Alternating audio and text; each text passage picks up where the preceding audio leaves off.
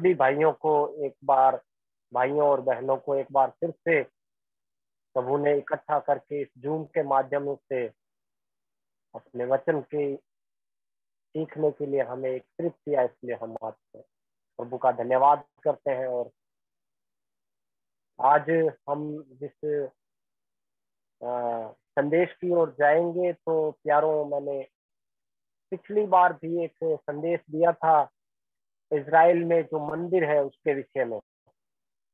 और उस समय हमने इज़राइल का जो पहला मंदिर था उसके बारे में कुछ बातें की थी, मनन किया था, सीखा था। और अभी हम इस बार दूसरे मंदिर के बारे में कुछ सीखेंगे और चर्चा करेंगे।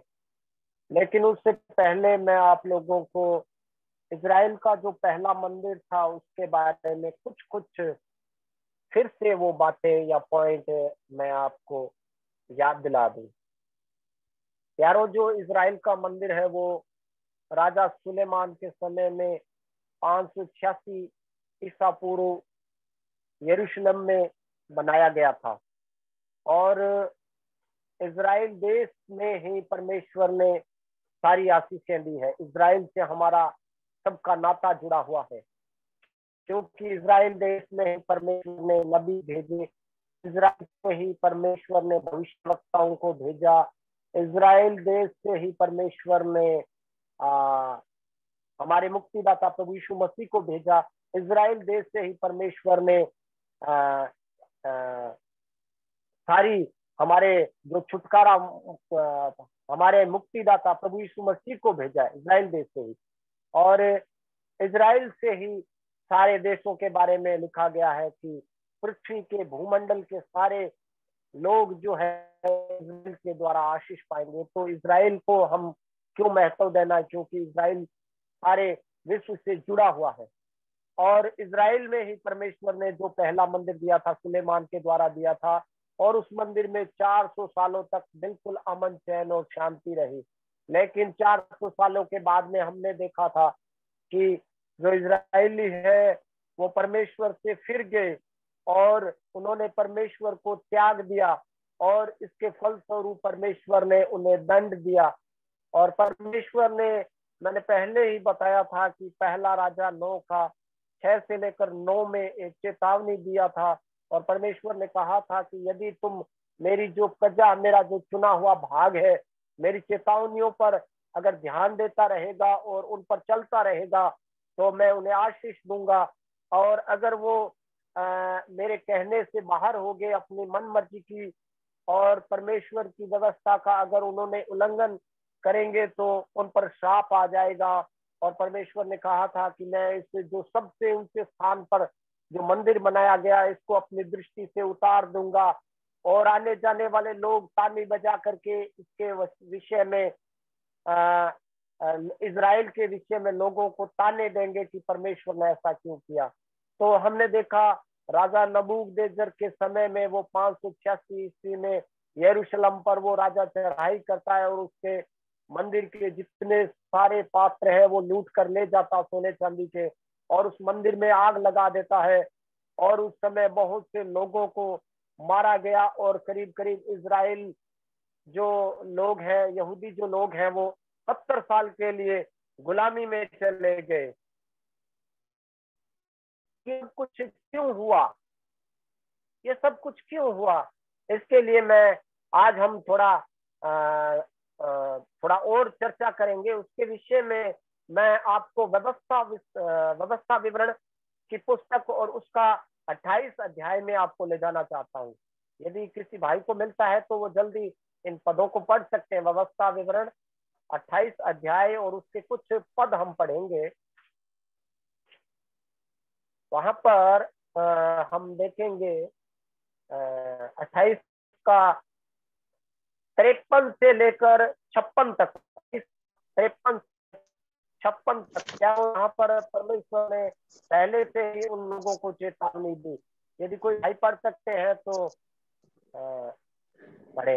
गिरजा ने और उस संकट के समय जिसमें तेरे शत्रु तुझको डालेंगे, तो अपने निज जन्माए बेटे बेटियों का मांस जिन्हें तेरा परमेश्वर यहोवा तुझको देगा खाएगा। और तुझमें जो और अति सुकुमार हो वे भी अपने भाई और प्राण प्रिय और अपने बचे हुए बालकों को क्रूर दृष्टि से देखेगा, और वो उनमें से किसी को भी अपने बालकों के मांस में से जो वो आप खाएगा कुछ ना देगा, क्योंकि गिर जाने और उस संकट में जिसमें तेरे शत्रु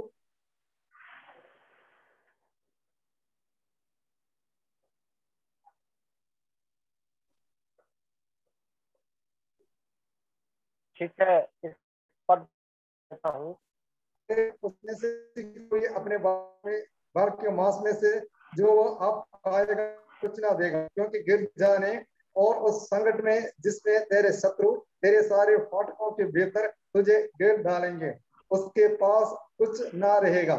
और तुझ में जो स्त्री यहाँ तक कोमल और सुकुमार हो कि सुकुमारपन और कोमलता के मारे भूमि पर पाँव धरती हो, वे भी अपने प्राण प्रिय पति और बेटे और बेटी को। यारों, यहाँ पर परमेश्वर ने मूसा के द्वारा इज़राइल को पहले से ही व्यवस्था दी थी। और यदि इस अध्याय को हम 15 से लेकर के ये वैसे तो पूरा पढ़ने वाला है, लेकिन यहाँ पर जो हमने 3-4 पद पढ़े हैं, ये उस समय के बारे में परमेश्वर ने पहले से ही इन लोगों को चेतावनी दी था कि अगर तुम लोग आज्ञा उल्लंघन करोगे तो उसके दुष्परिणाम तुम्हारे सामने हैं। और ये जो परमेश्वर ने चेतावनी के रूप में दिया, ये सारी घटना उस समय पूरी हो गई, क्योंकि जब नबूकदनेस्सर राजा ने उस मंदिर को चढ़ाई किया, उस मंदिर पर चढ़ाई किया, तो उसके बाहर, उस यरूशलेम नगर के बाहर चारों तरफ बड़ी सी दीवार थी, उसको शहरपनाह कहा जाता है। तो उसको तोड़ नहीं पाए और उस सारी सेना ने उसको घेरा डालकर कई महीनों तक, काफी दिनों तक लोगों को अंदर जाने नहीं दिया और अंदर वालों को बाहर नहीं निकलने दिया। तो जब तक उनके पास राशन और पानी था तब तक वो आराम से खाते रहे। लेकिन जैसे जैसे उनके पास, क्योंकि बाहर तो सेना का पहरा था और जो यहूदी लोग थे वो अंदर थे, घिरे हुए थे, जैसे जैसे उनके पास खाना और पीना समाप्त होने लग गया, वैसे वैसे वो लोग, उनके पास लड़ने के लिए हिम्मत नहीं रही और भूख के मारे वो लोग अंदर ही मर रहे थे। तो उस समय लोगों ने जो अंदर लाशें थी उनको उठा करके उस दीवार से बाहर फेंके, क्योंकि उस बदबू से उस महामारी फैलने का डर था। तो काफी लोग ऐसे करते करते मर गए। और जब उनके पास खाने को कुछ ना रहा तो उस समय के बारे में ये भविष्यवाणी थी, यहाँ पर लिखा है, संकट तब घिर जाने के और उस संकट के समय में जिसमें तेरे शत्रु को तुझको डालेंगे, तू अपने निज माए बेटे बेटियों का मांस जिन्हें तेरा परमेश्वर यहोवा तुझको देगा खाएगा। प्यारो, सचमुच उस समय में ऐसा खाने का संकट उत्पन्न हो गया और उन लोगों ने अपने जो कोमल और शिशु है, सबसे कोमल और निर्दोष बच्चे हैं, उनको उन लोगों ने अपने ही हाथों से अपने बच्चों को पका पका कर उन्होंने खाना शुरू कर दिया। ये सब कुछ क्यों हुआ? इज़राइल के साथ ये सब कुछ क्यों हुआ? क्योंकि उन्होंने पिता को छोड़ दिया। पिता जो यहोवा परमेश्वर है, उसने उस मिस्र की गुलामी से उन्हें अपनी बढ़ाई हुई और बलवंत भुजा से निकाल कर लेकर के आया था। और मिस्र में परमेश्वर ने बहुत बड़े बड़े चमत्कार करके उस राजा को भी ये समझा दिया कि परमेश्वर के तुल्य और कोई नहीं है, और वहां पर अपनी प्रजा को भी चमत्कार के द्वारा सब कुछ समझाया था। लेकिन इतना सब कुछ होने के बाद 400 सालों तक परमेश्वर ने उनको आशीष भी दिया। 40 साल जब वो सफर में थे तब परमेश्वर ने उनको अपनी हथेली पर उठा करके जैसे उस कनान देश में पहुंचाया। लेकिन इतना सब कुछ होने के बाद भी वो लोग बहुत जल्दी परमेश्वर के उस उपकारों को भूल गए और उन्होंने उस पिता को, जो उस उस पहले मंदिर में आ गया था। परमेश्वर उनके साथ रहना चाहता था और उस मंदिर में परमेश्वर का तेज भर गया था। वो पिता बनकर अपनी प्रजा की अगुवाई और उनके साथ रहकर उन्हें चलाना चाहता था। लेकिन इज़राइल जो है वो फिर गया और उसने बाल नामक देवता और अशेरा देवी और ऐसे बहुत से जो देवी देवता, अन्य देवी देवता थे, उनकी उपासना किया और अपने जीवित बच्चों को उनके आगे बलि किया। और इसके फलस्वरूप परमेश्वर का क्रोध भड़क गया और परमेश्वर ने अपनी जनता को त्याग दिया और वो 70 सालों की गुलामी में चले गए। तो ऐसा करके उस समय पहला मंदिर था, उसको राजा नबूकदनेस्सर ने बिल्कुल नाश कर दिया। अब हम दूसरे मंदिर की ओर जाएंगे। हो सकता है इस मैसेज को मैं पूरा ना कर पाऊं, लेकिन 3 मंदिरों का यहाँ पर मेरे पास ये संदेश है। प्रभु ने चाहा तो हम उसे अगले सेशन में पूरा करेंगे अगली बार। लेकिन दूसरे मंदिर के बारे में कुछ कुछ बातें मैं आपको बताना चाहता हूँ। हम देखेंगे इज़रा नबी की किताब, इज़रा की किताब, और वहां पर दूसरे मंदिर के बारे में कुछ बताया गया है। इज़रा उसका यदि किसी भाई को मिलता है 1 से 3 तक पढ़ सकते हैं।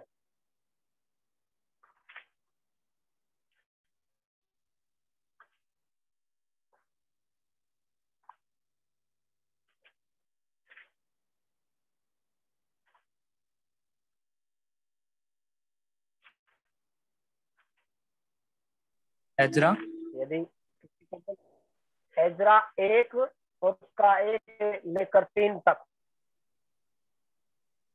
फारस के राजा खुसरू के पहले वर्ष में यहोवा ने फारस के राजा खुसरू का मन उभारा कि यहोवा का जो वचन यिर्मयाह के मुंह से निकला था वह पूरा हो जाए। इसलिए उसने अपने समस्त राज्य में यह प्रचार करवाया और लिखवा भी दिया कि फारस का राजा खुसरू यूं कहता है कि स्वर्ग के परमेश्वर यहोवा ने पृथ्वी भर का राज्य मुझे दिया है और उसने मुझे आज्ञा दी कि यहूदा के यरूशलेम में मेरा एक भवन बनवा।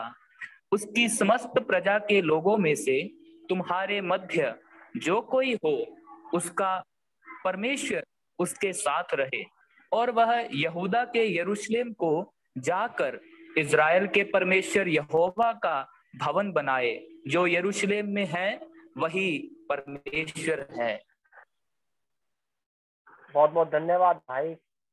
यहाँ पर हम देखते हैं कि जो फारस देश है वहां का एक राजा है और उस खुसरू राजा के मन में परमेश्वर ने ये डाला कि वो परमेश्वर का जो भवन, जो मंदिर था, जिसे नबूकदनेस्सर राजा ने उजाड़ दिया और उसके बाद इजरायली गुलामी में चले गए और उसके बाद वो 70 वर्ष के बाद में वापस जब उनको आजादी मिली और फारस के राजा के मन में परमेश्वर ने यूं डाला कि वो उस भवन का वापस से निर्माण करवाए। तो जो फारस का राजा, जो खुसरू राजा है, ये यहूदी नहीं था बल्कि ये अन्य जाति था, लेकिन परमेश्वर ने इसके मन को उभारा था कि ये उस मंदिर का दोबारा से निर्माण करवाए। तो जो दूसरा मंदिर है, उस दूसरे मंदिर को खुसरू राजा के द्वारा बनना शुरू हुआ और ये इज़रा की पुस्तक में हमने पढ़ा है। और इस मंदिर को करीब करीब 516 ईस्वी में बना करके पूरी तरह से तैयार कर दिया गया था। और इस खुसरू के बाद में भी कुछ एक राजा है हेरोद ने भी इसका जो कुछ बाकी काम था वो पूरा करवाया। और हेरोद के समय में ये जो मंदिर बनवाया जा रहा था तो उस समय काफी संकट का समय था और उस समय में भी परमेश्वर ने अपना भवन का जो कार्य है वो इन लोगों के द्वारा करवाया। और ये मंदिर जो है 19 ईसा पूर्व में बन करके तैयार हो गया है। 19 ईसा पूर्व बन करके तैयार हो गया था। और इसे हेरोद का मंदिर भी कहा जाता था। और जब इसको पूरा बना करके तैयार कर दिया गया था तो इसको बनाने में 46 वर्ष लगे थे प्यारों। 46 सालों में ये मंदिर बन करके दूसरा जो मंदिर है इजराइल का, वो दूसरा मंदिर 46 सालों में तैयार हो गया। और हमने देखा जो पहला मंदिर था वो कितने 7 वर्ष में करीब तैयार हुआ। तो ये जो दूसरा मंदिर है, दूसरे मंदिर के समय में हम जब सुसमाचारों में देखते हैं, प्रभु यीशु मसीह के समय ये मंदिर था, दूसरा मंदिर था। और प्रभु यीशु मसीह ने उस मंदिर में प्रचार भी किया था। और यारों, इस मंदिर के विषय में जब इसका कार्य चल रहा था तो इसके बारे में मैं थोड़ा और बताना चाहूंगा कि एजरा की किताब उसका 3रा अध्याय और उसका 12 और 13 पद पढ़ेंगे हम। मैं पढ़ देता हूं यहाँ पर, एजरा 3रा अध्याय और उसका 12 और 13 पद। यहाँ पर लिखा है, परंतु बहुतेरे याजक और लेवीय और पूर्वजों के घरानों के मुख्य पुरुष अर्थात वे बूढ़े जिन्होंने पहला भवन देखा था, बहुत से लोग थे जिन्होंने पहले मंदिर को बनते हुए देखा था, जब इस भवन की नींव उनकी आंखों के सामने पड़ी। ये दूसरे मंदिर की बात हो रही है। जिन बुजुर्गों ने पहले मंदिर को देखा था, उसकी उस महिमा को देखा था, उसकी बनावट को, और उसके अंदर क्या क्या था सब कुछ देखा।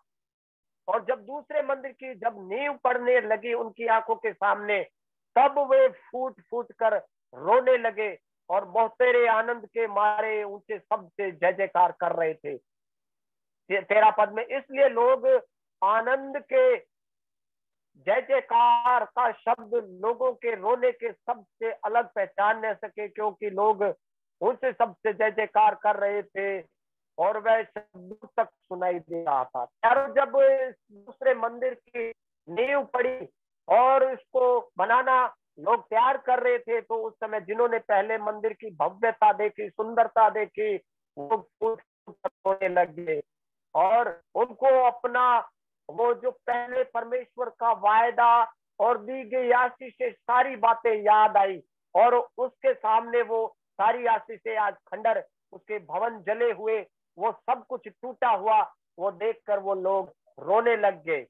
और जब उस मंदिर को, दूसरे मंदिर को बनवा दिया गया, तो यहाँ पर ये जो मंदिर का जो समय है, प्रभु यीशु मसीह के समय में ऐसा हुआ। और उस पहले मंदिर में प्यारों पिता परमेश्वर यहोवा आकर के उस मंदिर में वास किया और पिता अपनी प्रजा के बीच में आया। और दूसरे मंदिर में हम देखते हैं, दूसरे मंदिर के समय में पिता नहीं बल्कि पुत्र इस संसार में अपनी प्रजा के बीच में उसको बचाने, उसका मार्गदर्शन और अगुवाई करने के लिए आया। पहले मंदिर के समय में यहोवा परमेश्वर इजराइल में, उस देश में, उस मंदिर में था, लेकिन दूसरे मंदिर के समय में यीशु मसीह पुत्र बनकर उनके बीच में आया। इसके लिए मैं आप लोगों को यूहन्ना रचित सुसमाचार उसका पहला असाइनमेंट डिस्कनेक्ट हो गया था। तो प्यारों, अभी जो दूसरे मंदिर का जो समय है, इसको हम यहीं समाप्त करते हैं। और यदि प्रभु ने चाहा तो मैं इस जो संदेश को अगले किसी भाग में पूरा करूंगा। परमेश्वर हम सभी को इस मैसेज के द्वारा, संदेश के द्वारा आशीष दे, उसके नाम की महिमा सबको देने।